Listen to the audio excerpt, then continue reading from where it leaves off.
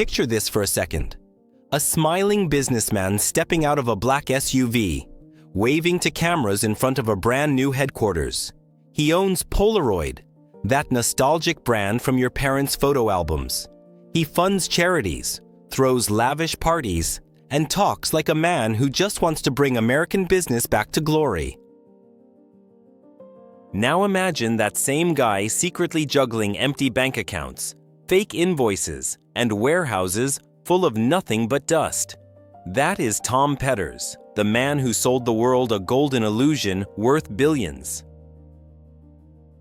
You've probably never heard of him, but Tom Petters was once one of Minnesota's most celebrated entrepreneurs. Local media called him a visionary. He bought failing brands, promised to revive them, and turned every purchase into a headline. People wanted to believe him because he seemed like one of them, the friendly neighbor who made it big. But here's the twist. Everything that glittered in Petters' empire was fake, from the deals that fueled it to the profits that kept it alive. Before everything came crashing down, Tom Petters was living what looked like the American dream. He owned mansions, private jets, yachts, you name it. He had politicians on speed dial and celebrities at his galas. He played the part of the self-made billionaire perfectly. But behind closed doors, he wasn't building businesses. He was orchestrating what would later be exposed as one of the largest Ponzi schemes in history.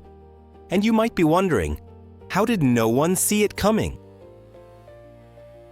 To understand Petters, you need to rewind to his beginnings. Born in a small Minnesota town, he was that ambitious kid who sold stuff to neighbors and always had a new idea. He wasn't born rich, but he had a knack for charming people, the kind of person who could sell you a fridge even if you didn't have electricity. That charisma turned out to be his best weapon. It allowed him to pitch wild business ideas that sounded just believable enough to attract serious money. In the 1990s, Petters started a company called Petters Company Inc., or PCI for short. On paper, it was a wholesale business buying and reselling consumer electronics, TVs, cameras, DVD players. The story was simple. Petters would buy pallets from one supplier at a discount, sell them to a big retailer like Costco or Sam's Club, and pocket the difference. It's the kind of business that sounds boring but stable, and that was exactly the point. Nothing draws investors like a business that seems boring but pays steady returns. But here's the catch: the deals weren't real. The electronics didn't exist. The warehouses were empty. Petters created a system of fake purchase orders, fake invoices, and fake delivery receipts to make it look like there was constant business activity. He convinced investors to finance each transaction, promising huge returns once the goods were resold. The money from new investors was used to pay earlier ones. Classic Ponzi playbook. Only, Petters did it on a massive corporate scale. Now, think about this. If someone came to you promising double-digit returns from selling electronics to Costco, you'd probably raise an eyebrow. But Petters wasn't selling to you or me. He was charming hedge fund managers, institutional lenders, and wealthy individuals who wanted low-risk, high-yield investments. These people weren't amateurs. They had analysts, lawyers, auditors. But the illusion was so well designed that even professionals fell for it. Petters had one key advantage. He made his operations look incredibly legitimate. His offices looked like any successful corporations, busy, full of staff, ringing phones, and neat stacks of documents. The paperwork was flawless because it was created by an inner circle of trusted employees who knew how to make fake invoices look better than real ones. Every transaction had trails of emails, contracts, and signed letters. Investors saw what they expected to see: activity, volume, and profits. A Ponzi scheme, by the way, is when old investors get paid with the money from new investors instead of real profits. It works as long as people keep putting money in and don't ask too many questions. Once withdrawals exceed new investments, the system collapses, and Petters knew this, so he kept expanding, always looking for bigger deals, more investors, and new trophies to show the world that PCI was stronger than ever. And that's how he ended up buying Polaroid. Remember Polaroid? The brand that invented instant photography? Those square, white-framed pictures you'd shake dry. By the early 2000s, it was bankrupt, a relic of the pre-digital age. Petters saw an opportunity. Buy a legendary brand, revive it, and use it as the public face of his empire. And for investors, nothing said credibility like seeing their money connected to a historic American icon. Here's where things get interesting. Owning Polaroid gave Petters access to a new level of trust. Suddenly, banks were throwing money at him. Media outlets celebrated his vision. He gave interviews about innovation and American manufacturing. On TV, he looked like the comeback story everyone wanted after the dot-com crash. Nobody suspected that behind those polished smiles, there were spreadsheets full of fake deals that didn't exist outside his imagination. Petters wasn't running some backroom scam with forged checks. He had built a fully functioning illusion wrapped in corporate respectability. He hosted charity events, donated to schools, and sat on boards of nonprofit organizations. He even sponsored religious initiatives. It's ironic, isn't it? The man stealing billions sat at the front rows of church charity auctions. It's like his moral shield, the perfect camouflage. You might ask, how did he maintain all of this without anyone leaking the truth? The answer lies in loyalty and fear. Petters surrounded himself with people who owed him their careers. Some genuinely believed in him. Others just didn't want to lose their jobs. A few insiders, though, knew exactly what was going on. They helped him create falsified documents, shuffle money between accounts, and keep everything looking clean. It wasn't a one-man operation. It was a theater with dozens of actors on his payroll. Let's make a quick mental image here. Imagine those glossy warehouses he loved to show off to investors. They looked full on the inventory sheets, but if you walked in, you'd find empty shelves and maybe a forklift collecting dust. The paperwork claimed those warehouses housed millions in electronics, TVs, cameras, gadgets ready to ship. Except those shipments never happened. The only real product was the illusion itself, and that's what Petters was selling. He also had a unique understanding of human psychology. He knew that people rarely challenge success. When someone saves jobs, buys legacy brands, and throws million-dollar parties, no one wants to believe it's fake. Doubt would ruin the dream. It's the same dynamic you see in many big financial scandals. The desire to believe is stronger than logic. And Petters capitalized on that collective blindness like a seasoned showman. By the way, if you think this couldn't happen today with all the digital transparency, think again. The same principles still apply.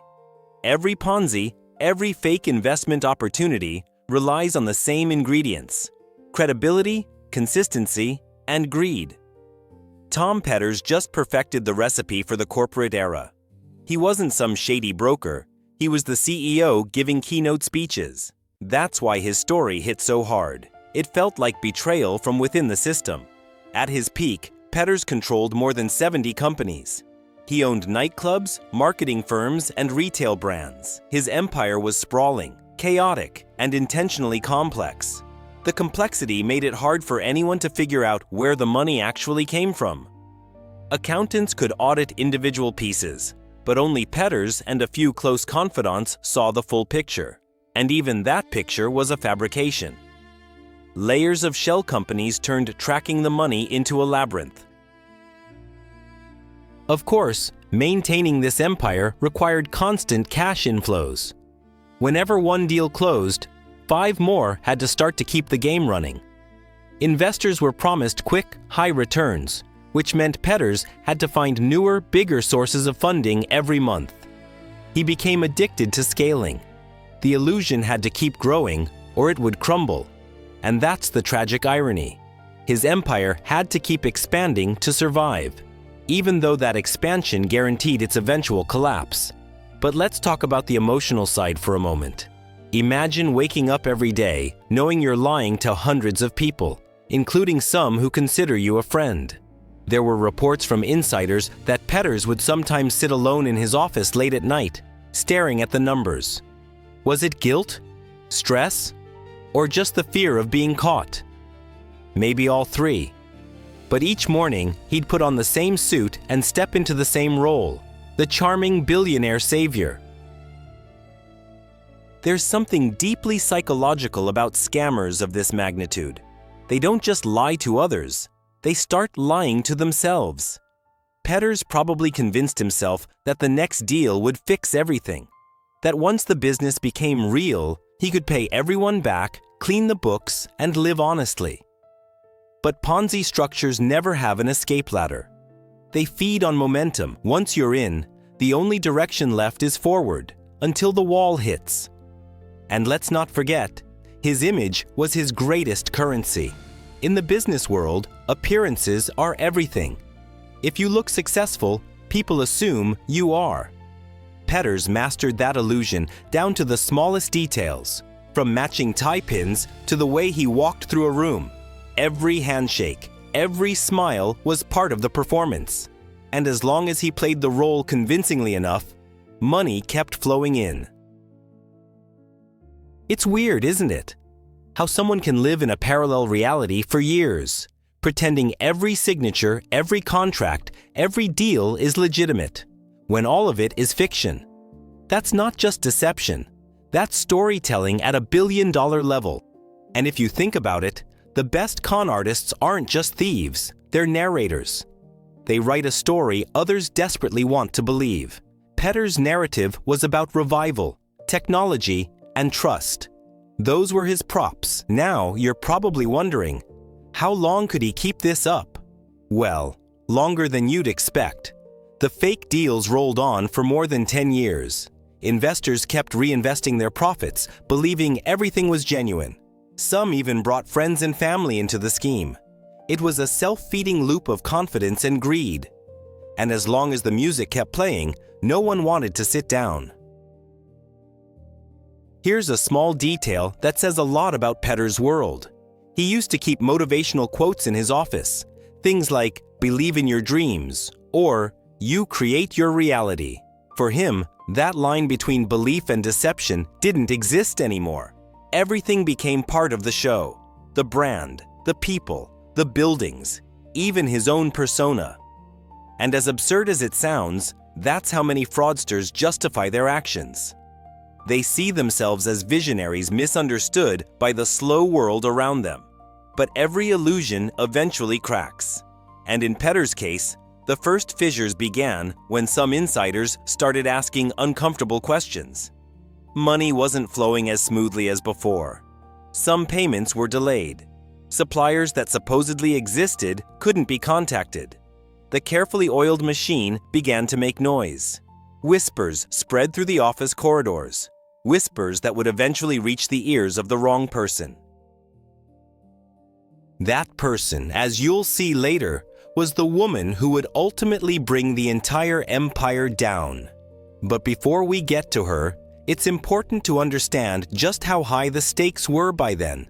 Petters wasn't just running a scam, he was steering a financial behemoth built on lies, with thousands of people depending on its survival. When such a machine starts to fail, it doesn't collapse quietly. It explodes. And that explosion would soon shock the entire nation. So, what should you take from all this so far? Maybe that success isn't always what it seems. Or that you can fake reality long enough to make others question their own perception. Tom Petters perfected that dark art.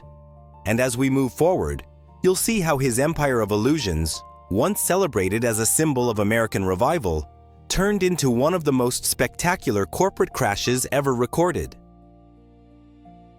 All right, let's get into the mechanics, the nuts and bolts of how you sell something that doesn't exist and make billions doing it. Spoiler, it's not magic, it's paperwork. Mountains of it. Tom Petters didn't need real TVs, cameras, or electronics. He needed convincing documents that said they existed. And when you have a team of loyal staff ready to back the story, forged invoices can look more real than the genuine thing. Imagine this for a second. Petters walks into a meeting with an investor, flashes a purchase order from Costco showing a multi-million-dollar deal for high-end electronics. That investor sees a familiar brand name, impressive margins, and signatures that look legit. Who's going to question that? The deal appears clean, professional, and profitable, a textbook example of short-term financing in the distribution business. In reality, those deals were pure fiction, designed to keep money spinning in circles.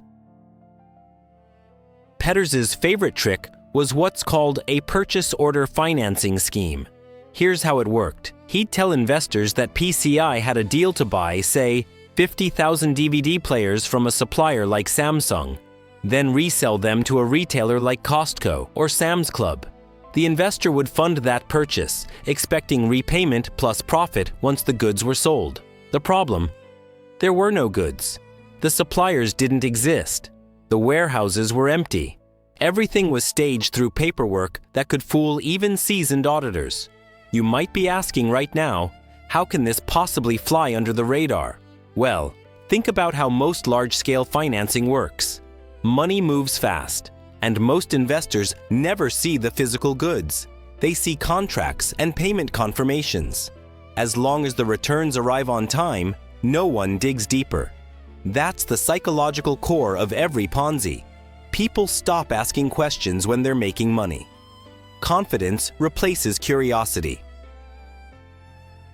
To maintain the illusion, Petters had a tight network of insiders generating fake documents, purchase orders, shipping manifests, letters from supposed customers, all fabricated in-house using templates that mimicked real corporate design. When an investor wanted reassurance, Petters would arrange a phone call with a representative from the buyer, usually another employee pretending to be from Costco. The voices sounded professional, the terminology solid. It was theater, and Petters was the director. One of the most convincing parts of his scheme was the way he mimicked the tempo of real commerce. Payments came and went on schedule. Invoices looked aged with date stamps, signatures, and banking metadata. When older investors wanted to cash out, their money came promptly because it came directly from new investors. And since everyone got paid, nobody suspected that the entire supply chain was fictional. That's what made it so dangerously effective. Now, let's break down the psychology of it for a moment. Petters knew that people trust patterns. If something behaves consistently over time, it feels safe. Regular payments build confidence, and confidence silences doubt. Every fraudster knows this principle. Feed predictable signals to your victims, and they'll start defending the illusion themselves. Investors were telling their friends, "I've been getting steady returns for years. This guy's business is bulletproof." That's how myths sustain themselves. Another factor that played in Petters's favor was social proof. When other investors saw big names getting involved, respected banks, reputable funds, they took it as validation. Nobody wanted to be the party pooper questioning a deal making everyone rich. That herd mentality is a fundamental flaw in financial systems. If something looks profitable and everyone's in, the assumption is that someone else must have done the due diligence. Except in this case, no one actually had. Let's talk about the illusion of scale. Petters loved to make every transaction look massive. 4 million here, 10 million there. He once convinced investors to fund shipments worth hundreds of millions of dollars. The larger the number, the more believable it seemed, because small-time scammers go for small scores. But real tycoons, they think big. Investors assumed those big numbers meant institutional-level credibility. Ironically, it was the absurd ambition that made the lie so convincing. And it gets even better. Petters used to arrange tours of his headquarters for new investors. Bright offices, busy phones, employees moving files around, pure corporate theater. The rooms were full of genuine staff, though most had no clue what was really happening. They thought they were working for a legitimate logistics company. That's how deep the illusion ran. Even the employees selling the story didn't know it was fiction. Think of it like a pyramid of perception. At the top was Petters, the mastermind, who knew the entire operation was hollow. Below him were a few confidants managing the fake paperwork. Further down were regular employees handling superficial tasks, believing they were part of a real chain of supply. And at the bottom sat investors, leaning on fake data, pushing in real money. Each layer reinforced the next, keeping the structure stable until someone dared to look underneath. And here's where technology played into his hands. In those years, digital communication made scams easier to mask. Scanned documents, email attachments, and digital letterheads gave the illusion of authenticity without requiring physical proof. Petters learned to weaponize convenience. He didn't need a warehouse full of goods, he just needed a hard drive full of PDFs. Even auditors began relying more on electronic confirmations than physical inspections, which made his phantom inventory look perfectly legitimate on paper. Now let's pause and think about risk perception. When people invest in something like electronics distribution, they perceive it as tangible and safe. It's not crypto, not derivatives, not a complex hedge. It's TVs and DVD players, solid, visible products. That perception made it easier to justify large investments. The irony is that those investors were drawn by the illusion of hard assets, yet they were funding nothing but paper illusions. It's a masterclass in narrative psychology. Behind the curtain, the cash flow was constantly bleeding. Each fake deal demanded more money to look real. When an investor was repaid, Petters had to raise an equal or larger amount from new investors to keep the illusion alive. This created an acceleration effect. The scheme grew exponentially. That kind of pressure does things to a person. Petters wasn't sleeping much. The calls, the paperwork, the pretense. It was an endless juggling act with billions at stake. You know that saying? Fake it till you make it. Well, Petters lived by it, except he never quite made it. He kept believing that if he could buy enough time, he could turn the illusion into reality. One real deal could theoretically fix it all, right? Except that's not how it works. Once you're using new money to pay old investors, you're trapped. You've crossed the line from business optimism into criminal fraud. But Petters blurred that line so thoroughly that even he might have stopped seeing it. Here's an interesting twist. Petters genuinely had some legitimate businesses. PCI wasn't entirely fake.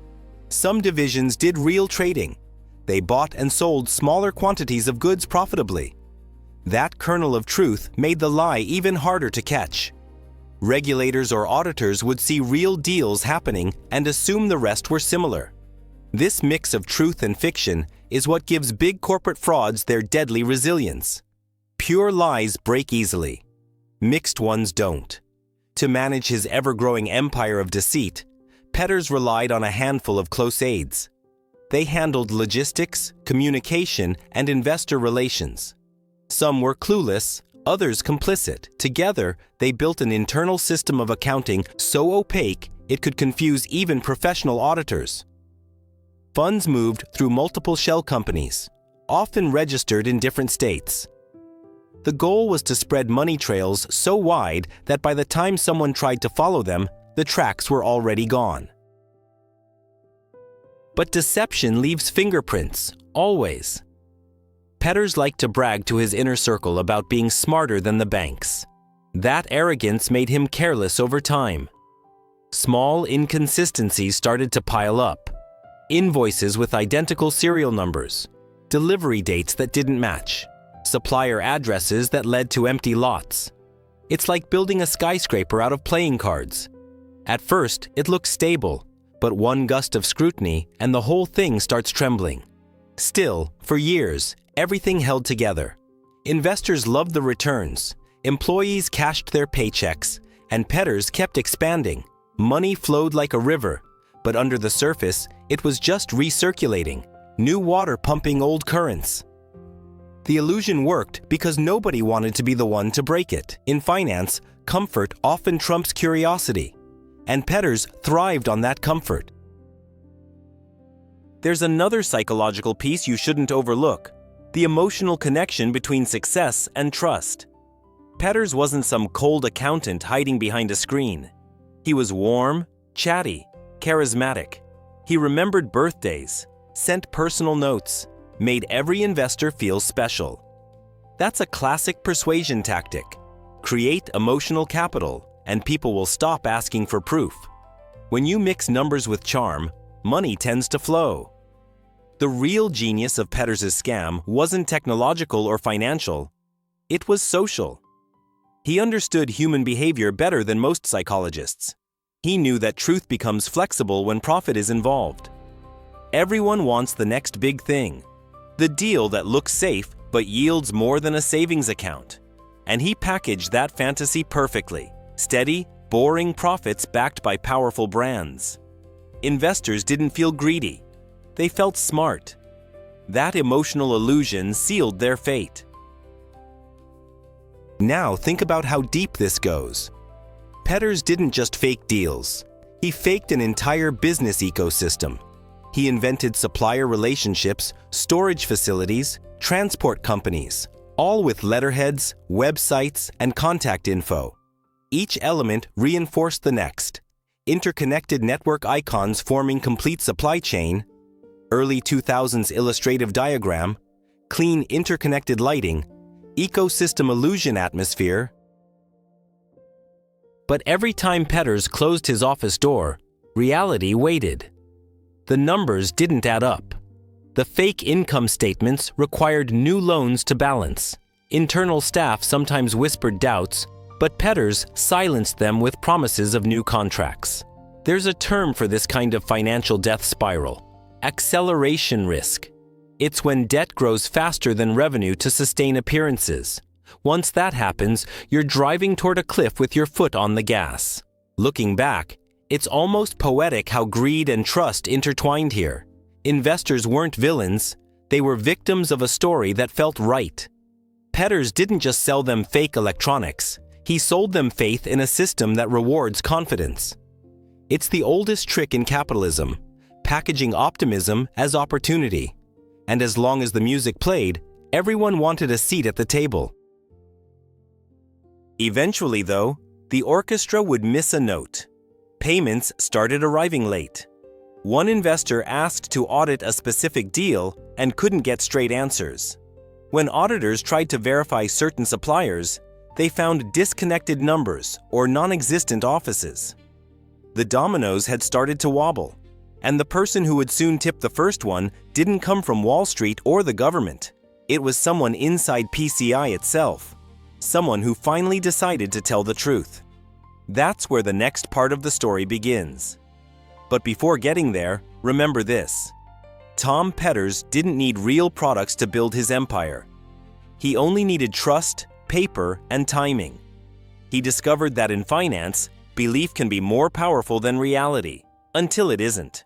And when that belief finally cracked, all those non-existent electronics, empty warehouses, and forged signatures came back to haunt him with a vengeance.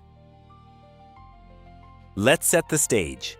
It's the early 2000s, and Polaroid, yes, the camera brand you probably associate with parties and instant nostalgia, is a shadow of what it once was. The digital revolution has ripped through photography, and Polaroid is bleeding cash. Enter Tom Petters, standing on a stage in Minnesota, flashing his signature smile and promising a comeback story so good it sounds cinematic. The man who rescued Polaroid was selling not just cameras, but a dream. And that dream turned out to be the perfect disguise for one of the largest financial fictions in American history. Now, you might be wondering, why Polaroid? Petters could have bought anything, but he wanted something symbolic.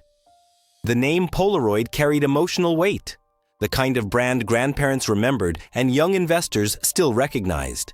It was the ultimate credibility badge. By acquiring it, Petters transformed himself from a regional businessman into a national figure. People didn't just invest in Petters, they invested in the revival of an American legend. And that illusion of purpose made the fraud even more believable. When Petters bought Polaroid, he played the part of savior flawlessly. Press releases called him a visionary entrepreneur, breathing new life into a classic.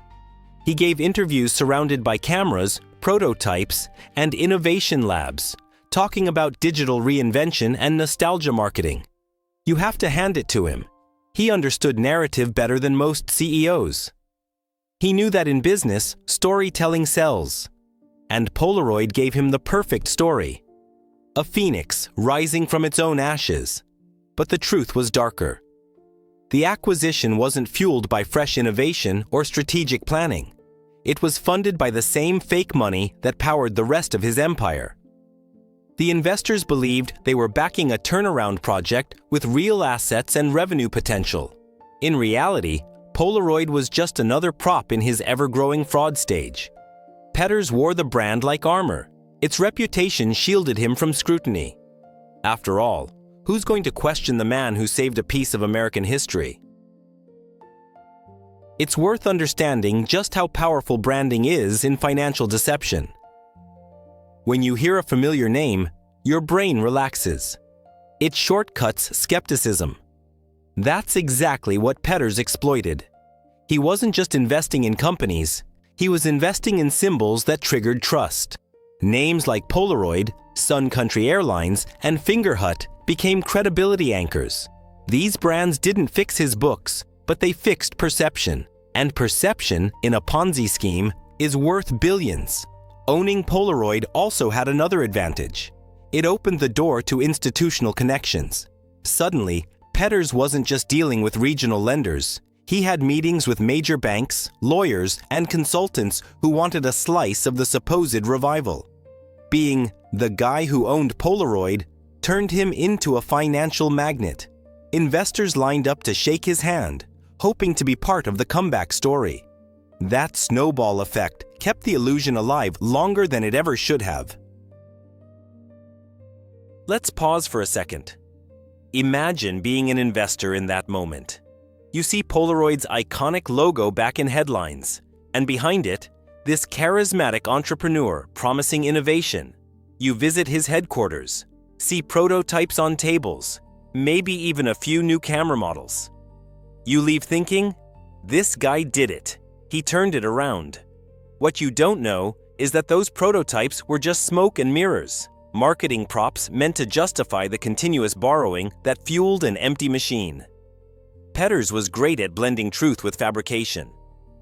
Polaroid, under his ownership, did engage in some real business. There were real warehouses, employees, and product lines.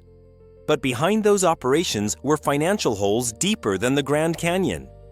Every legitimate expense was bleeding cash, and those losses were covered by the Ponzi's flow of new investment capital. The success story was a cover for desperation, and the brighter it shined, the darker the truth behind it became. Now here's where it gets psychologically fascinating. Petters understood the emotional power of nostalgia. He turned it into a commodity. People didn't invest in Polaroid for profit alone. They invested to be part of a cultural resurrection. It's like betting on a fairy tale. When a brand carries that kind of sentimental weight, it blinds rational judgment. Investors weren't just analyzing spreadsheets, they were buying hope. And Petters sold hope better than anyone. He also used Polaroid's historical credibility to attract more financing. Lenders saw tangible assets, machines, trademarks, patents. That gave them confidence that even if things went wrong, there'd be something to recover. Except the cash flow statements were fiction, and the collateral was overvalued beyond belief. The paperwork looked solid because his inner circle made sure it did. Every document connecting Polaroid to PCI's fake deals was carefully crafted to pass any casual inspection. Inside Polaroid, employees noticed something strange. Despite all the press and talk of innovation, budgets were tight, directions unclear. Meetings often lacked substance, grand speeches, vague goals, but not much actual money moving. Some middle managers whispered doubts, Others shrugged them off. "He's the boss," they said. And in fairness, few could imagine that the man sponsoring charity events and hiring PR teams was simultaneously running a multi-billion-dollar con. If there's one thing Petters mastered, it's compartmentalization. He learned how to separate realities, convincing himself that the fraud and the business could coexist. During public appearances, he'd talk about Polaroid's bright future, but privately, he was shuffling investor funds to plug endless cash gaps. It's like trying to rebuild a ship while you're sailing it through a storm, except in this case, the wood was an illusion and the nails were lies. You can almost picture the scenes. Glass offices, framed Polaroid posters, executives in sleek suits pitching the new era of analog-digital fusion. It all looked legitimate. That's the terrifying beauty of high-level deception. It hides in plain sight. When fraud dresses like success, everyone looks the other way. Petters didn't need secrecy. He needed spectacle. As long as the lights were bright and the headlines positive, his illusion remained untouchable. Here's another clever part. By tying himself to a nostalgic and respected brand, Petters tapped into media trust. News outlets love a comeback story. Every time Polaroid appeared in a headline, creditors relaxed a bit more. Investors saw validation in every glossy feature. For years, his greatest PR weapon wasn't money. It was narrative momentum. Once a story starts rolling downhill, it carries its believers with it, and no one wants to jump off before the ending. Let's not forget, though, that greed dressed up as optimism can blur a lot of lines. Many of the people involved weren't evil. They were simply swept up in confidence. The illusion was collective. Polaroid's brand made everyone feel safe, like being inside a fortress of history. Except that fortress had cracks, and behind its walls, accounts were bleeding faster than they could be refilled. Petters' addiction to expansion was insatiable. Every new plan, every acquisition needed money, and fake deals had become his main supplier. Remember what we talked about earlier. Ponzi schemes thrive on momentum. They crumble when they slow down. Polaroid gave Petters momentum on steroids. With every mention in the press, new investors appeared. The trick was to keep the story positive long enough to feed the machine. The press releases wrote themselves. American innovation returns. Investors saw those words as validation. The illusion was self-renewing. Hope financing hope. Behind that shiny curtain, though, internal pressure was mounting. Petters' staff knew the math didn't add up. He was juggling too many fake transactions, too many promises. Money wasn't trickling. It was rushing in and out faster than they could track. But who was going to challenge him? The man who owned Polaroid was untouchable, or at least that's what they thought. Fraudsters often confuse visibility with invincibility. The higher you climb, the harder you crash. Let's take a second to look at the investors again. Many of them had never met Petters in person. They invested because big banks did. It's the classic domino trust effect. If the big boys are in, it must be legit. And when you attach Polaroid's iconic name to it, skepticism dissolves entirely. It's like buying dreams wholesale, signed off by nostalgia, shipped by confidence, paid for with real money. That kind of cognitive dissonance is what fueled Petters' empire. The ownership of Polaroid also created an illusion of diversification. PCI looked like a conglomerate with multiple revenue streams: electronics, airlines, retail, and now photography. But in reality, it was one giant funnel sucking in capital to keep earlier lies alive. Polaroid wasn't saving Petters' legacy. It was extending its expiration date. He weaponized optimism, converting brand reputation into financial oxygen. It's both brilliant and catastrophic. Now imagine the irony. Polaroid, a company that built its fame on developing images instantly, became the cover for a scheme built on hiding the real picture. That poetic contradiction sums up Petters' mindset perfectly. He turned an icon of visibility into a tool of deception. If that doesn't show how perception rules economics, nothing will. This wasn't a man who stumbled into fraud. It was a man who curated it with cinematic precision. It's easy to underestimate how emotional the name Polaroid was to older investors. It wasn't just another company. It was part of their youth. Petters leveraged that emotional equity, using it to distract from the financial absurdity. He blended patriotism, nostalgia, and the illusion of innovation into a pitch too powerful to resist. And when those elements combine, emotion, memory, and money, logic doesn't stand a chance. The scam deserved an Oscar, really. Every time cracks appeared, Petters smoothed them with charm. Every late payment became a temporary delay. Every question was met with another grand vision, a new product line, a new digital camera, a new investor coming on board. It's the same pattern every con artist follows. Give people just enough reason to stay hopeful, and they'll silence their own doubts. Hope can be the most dangerous investment there is. By the mid-2000s, Petters had become a celebrity entrepreneur. Magazines profiled his success.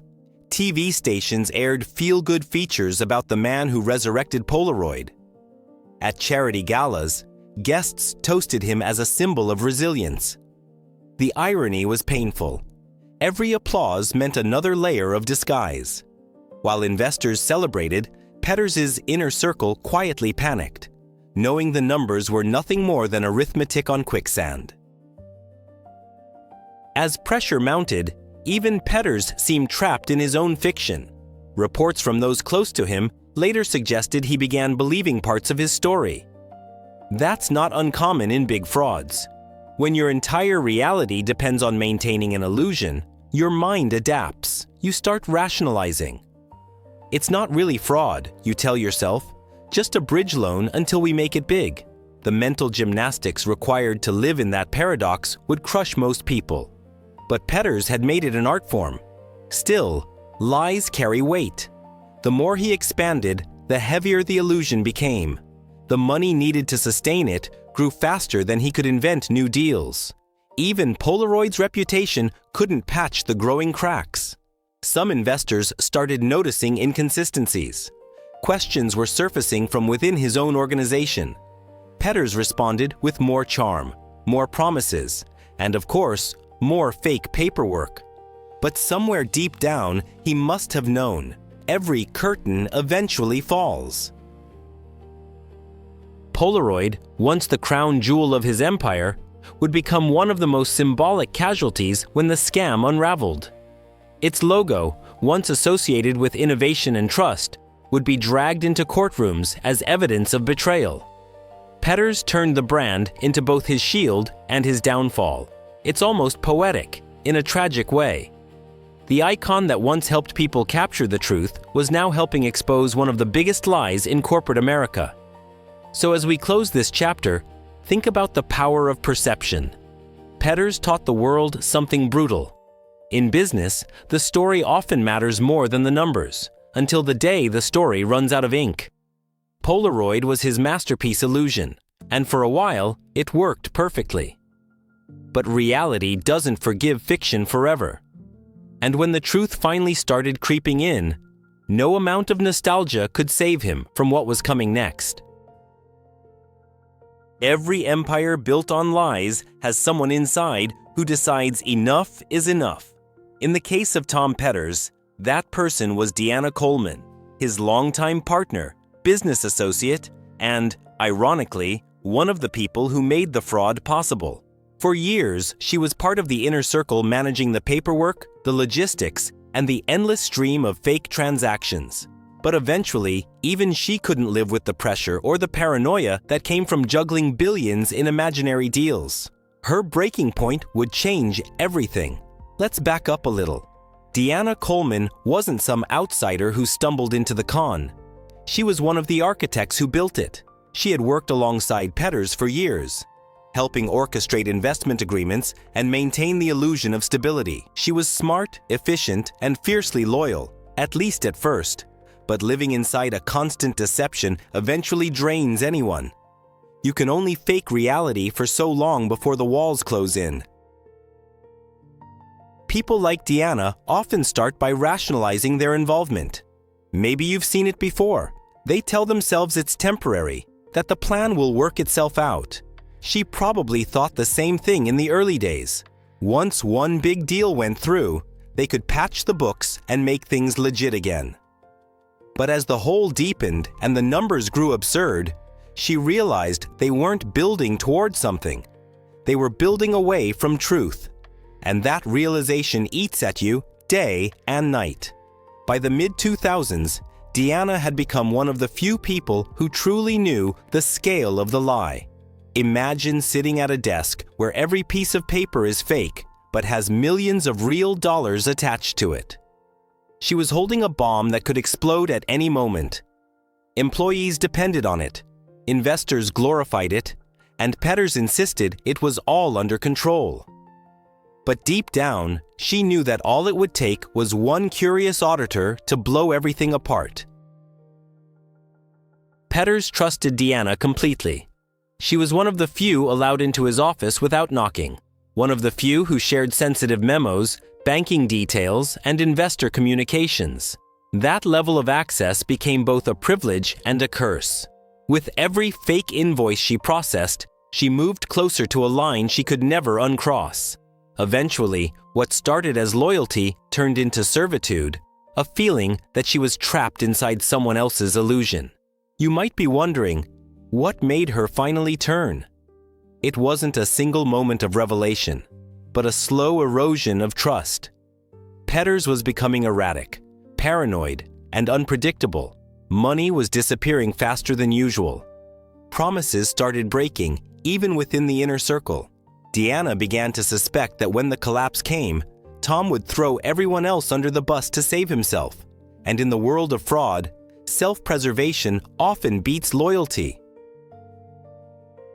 There's a human side to this too. Deanna wasn't just scared for her career, she was terrified for her freedom. The numbers were too big to ignore. We're talking billions, not thousands. Each forged document carried potential prison sentences. Her name appeared on files, her email on approvals, her actions embedded in the chain of deception. She realized she might go down as the fall guy for Petters' empire. That fear turned into the spark for what came next. It's easy to paint whistleblowers as heroes, but the truth is often more complicated. Deanna didn't wake up one morning and decide to expose the scam out of moral purity. She acted out of survival. She knew the game was collapsing. Things weren't adding up. Investors were pressing for proof, and nervous whispers filled the office halls. If she didn't move first, she'd go down with him. That calculation would set the trap for Petters himself. In the summer of 2008, as the global financial system was already shaking under its own weight, Deanna contacted the authorities. She reached out to the FBI, quietly, cautiously, terrified of being discovered. At first, the agents were skeptical. Corporate frauds are messy, and countless disgruntled employees make wild claims every year. But when Deanna started laying out the details, the forged loan documents, the fake purchase orders, the circular money flows, it became clear that this wasn't random gossip. This was a blowtorch pointed straight at a house of cards. The FBI moved carefully. They needed proof, not just stories. So they asked Deanna to do something risky: wear a wire. If you've ever seen those dramatizations where an informant hides a recorder under their clothes, that's exactly what happened. Deanna agreed, knowing that one mistake could cost her career, her safety, and maybe even her life. But at that stage, the fear of staying in outweighed the fear of getting caught. Imagine the tension of those days. Walking into Petters' office, wearing a wire, recording private conversations with the man who trusted you more than anyone. Every greeting, every casual chat carried risk. She had to act normal, smile, take notes, all while gathering the evidence that would destroy him. The recordings captured Petters bragging about investments that didn't exist, talking about moving funds to cover shortages, and admitting just enough to seal his fate. For weeks, the FBI built their case quietly. Agents listened, verified, cross-checked documents with bank records. Meanwhile, Petters kept doing business as usual, unaware that his own partner was turning his world inside out. It's almost Shakespearean when you think about it. Betrayal born from deception. Loyalty turned into justice. But for the FBI, it wasn't drama. It was solid evidence. The recordings confirmed what they'd only suspected before. PCI was a fantasy fueled by lies. There's something eerie about how calm Petters sounded on those tapes. He wasn't ranting or panicking. He spoke with the same charm he used on investors, rationalizing everything as temporary debt or just accounting timing. That's the mind of a full-time deceiver, rational, optimistic, and blind to reality. It's as if he was rehearsing excuses for a future that no longer existed. The tapes didn't catch a villain plotting. They caught a man living in denial. While Deanna risked everything, the FBI was preparing quietly for what would become one of the biggest corporate raids in Minnesota history. They mapped out accounts, secured warrants, and contacted federal prosecutors. The scale of the operation was massive. They knew that ripping off the mask abruptly could cause panic among investors and employees alike. But the risks of waiting were even higher. Every passing day meant more fake paperwork, more lost money, more victims. Then came the turning point. In late September of 2008, Deanna met with FBI agents one final time before the raid. She was exhausted, emotionally done, and terrified that Petters had started suspecting her. But the evidence was ready.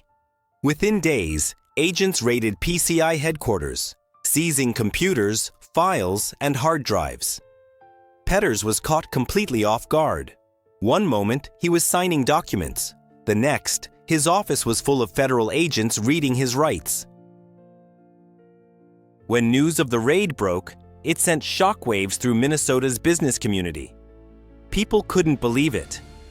Tom Petters? The man who owned Polaroid? The philanthropist who donated millions to schools and charities? It felt unthinkable. Reporters flooded his offices, investors panicked, and the illusion shattered overnight. Behind every camera flash, Petters stood pale and silent, the showman finally out of script. Meanwhile, Deanna disappeared from public view. She cooperated fully with investigators, handing over every document and recording she had. Though her role in the fraud made her complicit, her cooperation earned her leniency. But the emotional toll was enormous. For years, she had built her identity around Petters' orbit. Now she was the face of its undoing. Betraying the man she once trusted meant saving herself, but it also meant living with that guilt forever. The legal process that followed was chaotic. Petters denied everything at first, claiming the FBI had misunderstood ordinary business practices. He blamed subordinates, accountants, and even claimed conspiracies. But the recordings told a different story. Each audio file stripped away layers of denial. It was like peeling wallpaper off a burning house. Beneath every layer, more rot. From a psychological standpoint, Deanna's decision to cooperate flipped the entire power dynamic. In frauds like these, silence is the glue that holds the system together. Once one insider talks, the structure collapses at lightning speed. That's exactly what happened. Within weeks, countless former associates started turning in evidence. People who had once defended Petters now lined up to distance themselves. The empire of loyalty transformed into a battlefield of self-preservation. There's a strange paradox here. Without Deanna, Petters might have kept the charade going a little longer. But it also means that she was one of the few who truly owned both the crime and the confession. Whistleblowing in this kind of fraud isn't clean. It's messy, painful, and morally gray. She wasn't a hero or a villain, just someone who'd had enough of pretending. And in the end, her choice brought justice not just to herself, but to thousands of deceived investors. Now let's look at this from a broader angle. What Deanna did reminds us that huge financial crimes don't fall apart because regulators suddenly get brilliant. They unravel because someone inside can't take it anymore. It's internal conscience, not external audits, that triggers collapse. Petters' empire didn't die because numbers failed. It died because trust did. When the bond between liar and believer breaks, the system implodes instantly. After Petters' arrest, investigators traced more than $3.7 billion in fraudulent investments. The scale was staggering. Thousands of investors, dozens of fake companies, and a network of transactions that stretched across multiple states. But none of it could have been proven without the evidence Deanna provided. Her recordings didn't just expose Petters. They documented how corporate greed, denial, and charisma conspired to erase moral boundaries. The aftermath for Deanna was bittersweet. She avoided a long prison sentence but lost her professional reputation forever. Whistleblowers often do. Society loves the story of justice but rarely celebrates those who deliver it. For her, redemption came quietly, not through applause, but through the knowledge that she had finally stopped the madness she helped create. It's not clean victory, but it's truth. And truth, in this story, was long overdue. So what can you take from this chapter? Maybe it's that every giant lie depends on silence, and all it takes is one voice to bring the walls down. Maybe it's that guilt, when left to ferment, can become courage. Deanna Coleman didn't just pull a trigger. She dismantled an empire. And as we move into the next part of this story, you'll see how that single act of defiance, one employee saying enough, set off a chain reaction that would destroy everything Tom Petters had built. When an empire is built on lies, it never crumbles quietly. The collapse is always loud, public, and humiliating. That's exactly what happened when the FBI raided Tom Petters' headquarters in late September of 2008. Within hours, the man who once owned Polaroid, Country Airlines, and a web of flashy businesses saw his empire unravel faster than he could blink. The showman who sold dreams to investors suddenly became the centerpiece of a scandal that made Wall Street's worst nightmares look small. You have to remember what was happening that year. The world was already reeling from the global financial crisis. Banks were collapsing, markets were tanking, and people were losing trust in the entire economic system. So when word broke that another financial genius had been running a multi-billion-dollar Ponzi scheme, the public reaction was explosive. In the middle of an economy in freefall, Petters' downfall felt like the ultimate betrayal, a con inside a crisis. The FBI didn't come unprepared. They had spent months building the case after Deanna Coleman's cooperation, analyzing the recordings, cross-checking documents, and following the money. When agents entered PCI's glass offices in Minnetonka, they weren't looking for surprises. They were collecting evidence. Computers, printouts, email servers, even the hard drives in company vehicles were seized. Every detail was frozen in time, capturing the anatomy of a giant financial illusion. Petters tried to play it cool at first. Years of bluffing had made lying second to him. He told anyone who would listen that it was all a misunderstanding, that the government was overreacting. For a brief moment, he almost convinced himself it could still be fixed. But the numbers didn't lie. Once investigators pieced together the financial flows, it became undeniable. PCI had moved billions of dollars through non-existent deals and fake purchase orders. There was nothing left to spin. News networks went into overdrive. Headlines screamed about the Polaroid fraud and Minnesota's Madoff. Cameras camped outside his house. Reporters clung to every rumor. Investors started panicking, calling lawyers, and demanding explanations. But there was no explanation that could undo the damage.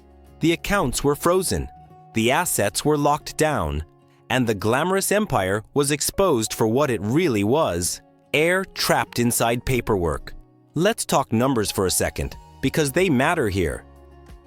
Petters' operation had taken in about $3.7 billion over the years. Not million, billion. That's roughly equivalent to the GDP of a small country. When the system collapsed, hundreds of investors were left holding worthless notes. Charities, pension funds, even church organizations had been caught in the web. The ripple effect hit not just Petters' employees, but entire communities that depended on those investments. Inside his companies, chaos erupted. Employees showed up to work only to find locked doors and federal seals on their offices. Some cried, others yelled, and most just stood in shock. For years, many of them believed they were part of a legitimate business empire. Now they were suspects in a massive fraud case. People who thought they worked for an American success story realized they'd unknowingly been extras in the longest-running con of their careers. Petters' personal life also imploded. Friends ghosted him. Business partners turned on him, and his lavish lifestyle evaporated overnight. Imagine going from chartering jets to sitting in an interrogation room surrounded by federal agents reading out your lies one by one. The man who once spoke in boardrooms and charity galas now had to explain phantom warehouses and fake invoices to humorless investigators. It's hard to charm your way out of that kind of evidence. The prosecutors built a case so airtight it could have survived in a hurricane. They had everything: recordings of Petters admitting to fake deals, bank statements showing circular transactions, and witness testimony from former collaborators. Every chain of deceit left a trail, and the FBI followed it like breadcrumbs. The image of Petters as a misunderstood businessman crumbled completely. What remained was a portrait of a manipulator who'd mastered the art of looking legitimate. The courtroom phase was brutal. The trial became a spectacle. Reporters lining the hallways, victims testifying, and lawyers clashing over intent and evidence. Petters' defense tried to argue that he never intended to defraud anyone, that he was simply an optimistic entrepreneur caught in a liquidity crisis. It's a common excuse among fraudsters, the idea that the lies were temporary, just until the business picked up again. But the jury didn't buy it. The tapes were the nail in the coffin. Jurors heard Petters' own voice discussing how to move funds between accounts, how to fake records, and how to keep investors calm. Those words erased any notion of accidental wrongdoing. The verdict came down loud and clear: guilty on all 20 counts. Wire fraud, mail fraud, money laundering, conspiracy, you name it. Each charge carried decades of potential prison time. The house of cards didn't just fall, it disintegrated. When the sentence finally came, Petters stood silent. The man who once bragged about his billion-dollar empire now faced 50 years behind bars. No more cameras, no more applause, no more illusions. Just time. For someone who built his life around appearances, prison was more than punishment. It was erasure. His carefully constructed identity vanished, and with it, the illusion that charisma could outwit accountability. But the collapse wasn't just about one man. It exposed deep flaws in the financial system. How could so many seasoned investors, banks, and auditors miss red flags this obvious? The answer, as always, was a mix of greed and complacency. When returns are good, no one wants to ask hard questions.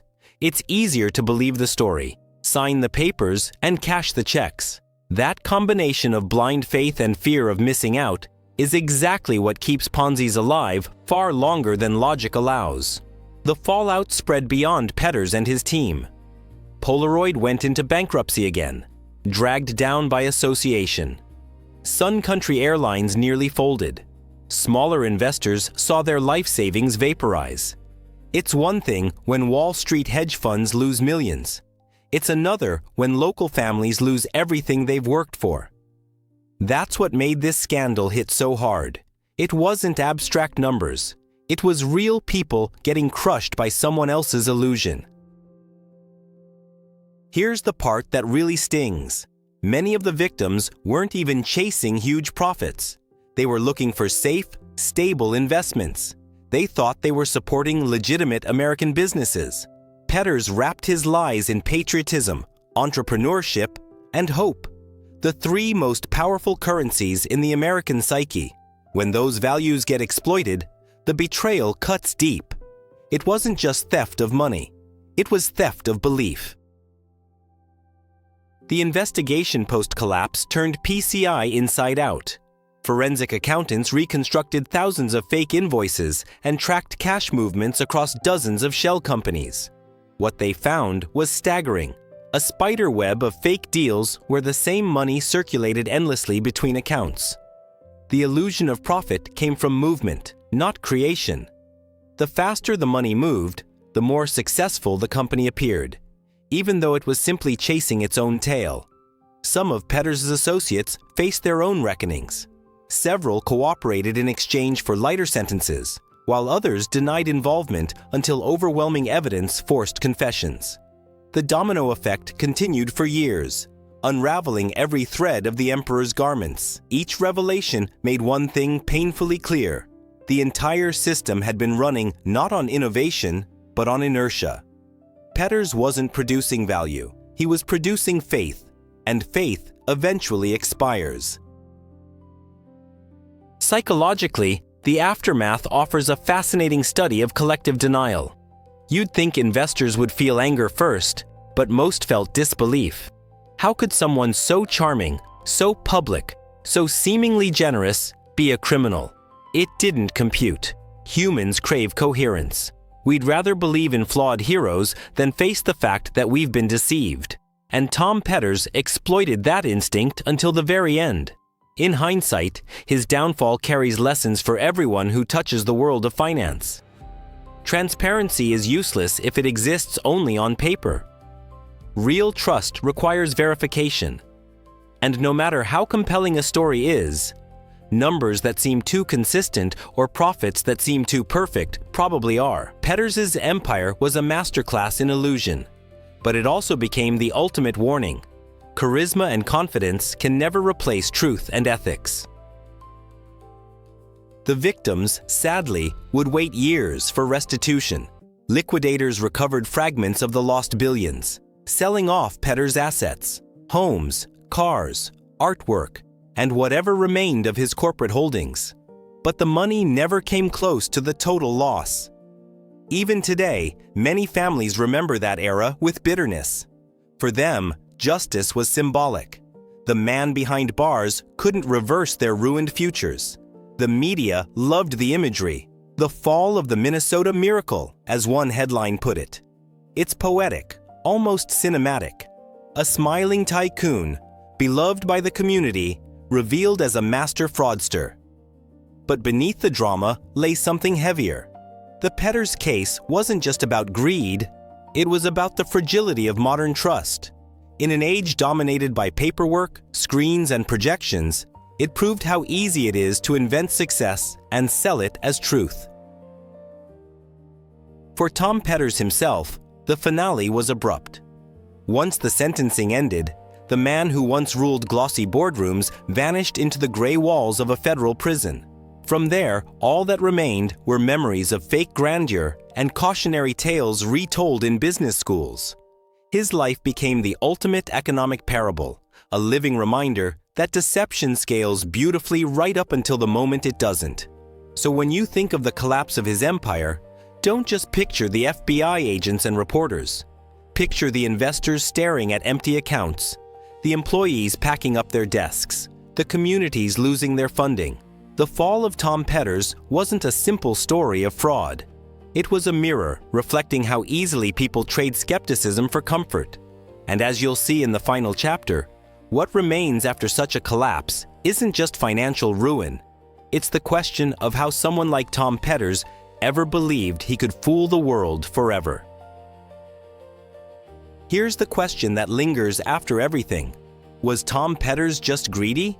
Or did he actually believe his own lies? It's hard to say where ambition ends and self-deception begins, especially when you build your life around illusions. From the outside, He was a scammer who conned billions.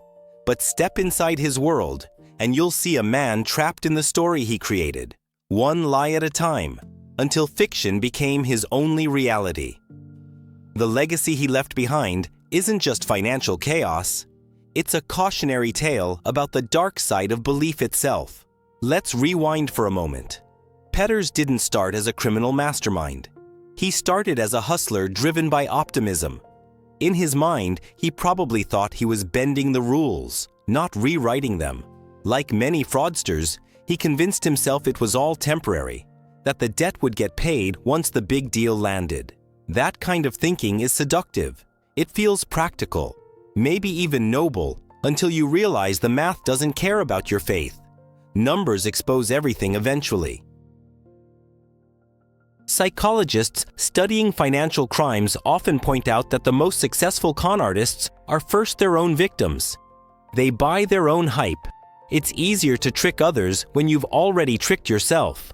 Petters fashioned an identity so intoxicating, the visionary, the savior of Polaroid, the philanthropic genius, that he couldn't let go. He didn't just want to look successful. He needed it. The mask fused with the man. And when that happens, removing it means tearing off your own face. Inside prison walls, Tom Petters became a ghost of that former persona. Gone were the tailored suits, the private jets, the manicured image. What remained was isolation and reflection. Fellow inmates reportedly saw a man who still talked about projects, ideas, and someday proving everyone wrong. That delusion might have been his last coping mechanism. When you've spent decades manipulating reality, admitting defeat isn't enlightenment. It's death to the identity you built. So what about the damage left behind? $3.7 billion is an abstract number until you realize it represented people's homes, pensions, and dreams. Entire communities felt that hit. It's easy to assume victims of financial fraud are naive, but most weren't. They were practical investors, teachers, business owners, retirees, people who trusted a system designed to vet men like Petters. His legacy is a reminder that even the smartest systems fail when trust becomes currency. In a sense, Tom Petters was a mirror reflecting back society's obsession with constant growth. We idolize success stories, worship billionaires, and treat wealth as virtue. Petters played the part perfectly because he understood the performance everyone wanted to see. A charitable millionaire buying dying brands and saving jobs? It was irresistible. He gave people hope that capitalism still had a conscience. But that illusion was built on the same fragile logic the entire financial world dances on: confidence. Confidence is funny that way. It's both the engine of progress and the seed of collapse. Markets, investments, even political stability all rely on shared belief. Petters simply weaponized that belief for personal gain. He proved that charisma combined with superficial legitimacy could override rational doubt. The real tragedy is how many people see shades of that same pattern every day in modern finance. Promises of easy gains, trust me pitches, and too good to be true returns that rarely end well. There's an irony here that's almost poetic. The man who owned Polaroid built his fortune on imagery, snapshots of truth, frozen moments of trust. Yet his own life became an example of what happens when image replaces substance completely. In the age of social media and influencer economies, that lesson feels more relevant than ever. Petters wasn't the last man to build wealth on perception alone. He was just one of the first to get caught doing it at scale. Think about this. No one forced people to believe in Petters. They chose to because belief felt better than skepticism. Investors prefer optimism. It's more profitable than caution. Petters provided a dream, and people bought it. That's not to excuse him. The fraud was deliberate, but it highlights how easily even intelligent minds trade diligence for desire. If you ever needed proof of how persuasion beats math, this case is Exhibit A. As time passed, the narrative around his downfall evolved. Some called him a monster. Others saw him as a symptom of a broken system. Both are true in their own ways. Petters exploited corporate blind spots, weak oversight, complacent auditors, desperate investors. Yet those same institutions fed off his success when times were good. They invited him to conferences, praised his turnaround genius, and rode the wave while it lasted. Everyone loves a hero until the costume slips. It's fascinating how memory softens over time. In Minnesota today, you'll still find people who speak about Petters with a mix of disgust and disbelief. "I can't believe he fooled all those people," they'll say. But if you press deeper, what you'll find is lingering embarrassment. Nobody likes to admit they fell for a story. That's the quiet aftermath of big frauds, not just bankruptcy or lawsuits, but shame. Victims rebuild financially, but emotionally. Some never recover. Financial crises always produce scapegoats, and Petters became one of that era's most infamous. His name joined a list that included Enron executives and Bernie Madoff. But comparing them misses something subtle. Madoff ran a visible investment firm and preyed on New York wealth. Petters built an empire disguised as retail logistics, hiding in America's heartland. That made his story more relatable. The con next door. It wasn't Wall Street, it was Main Street pretending to save it. Even behind bars, Petters never fully owned the moral weight of what he did. When interviewed years later, he described himself more as a dreamer who miscalculated than a criminal who lied. That framing tells you everything. He couldn't detach ambition from identity. In his mind, the fraud wasn't theft.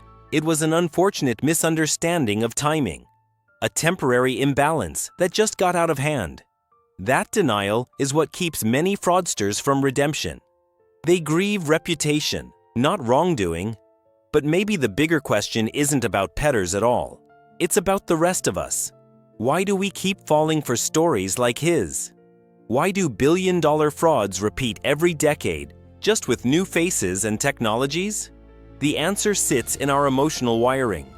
We all crave certainty and upward mobility. When someone like Tom Petters promises both, wrapped in familiar brands and polished charm, skepticism becomes the enemy. His legacy is that eternal warning. Comfort makes us careless. There's also a moral dimension rarely discussed, the collateral kindness. Petters gave generously to schools, charities, and churches, funding projects that genuinely helped people. Some of those buildings still stand today. The money may have been ill-gotten, but its impact was real. It's a strange paradox, a thief whose theft unintentionally improved lives. It raises uncomfortable questions about morality and finance. Can any good built on deceit remain good once the truth surfaces?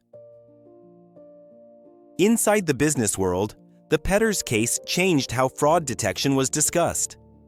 Companies reevaluated audit procedures, improved verification protocols, and started using data analytics to catch anomalies faster. Yet the human factor remains unsolved. No algorithm can detect charm, and no spreadsheet can measure charisma. As long as trust exists, manipulation will find a way to live within it. Petters' downfall didn't end corporate fraud. It simply updated its playbook. Philosophically speaking, Petters' story echoes across every generation. It's the timeless dance between appearance and reality.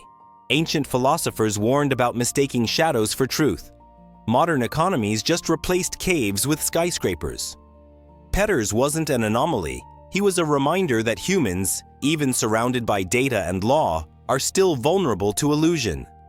We crave heroes so much that we sometimes build them ourselves and ignore the cracks until they collapse. If you think about your own life, there's probably a smaller version of this somewhere. Maybe you've believed in someone, a boss, a friend, a brand, and later realized the image didn't match the truth. That's Petters' legacy distilled. The fragility of trust. Every economy, every relationship, even your own career depends on it. Once it's broken, rebuilding takes years, sometimes generations. That's why stories like his matter, not because they're shocking, but because they're universal. Looking back, one could argue that Tom Petters was both the product and reflection of his time.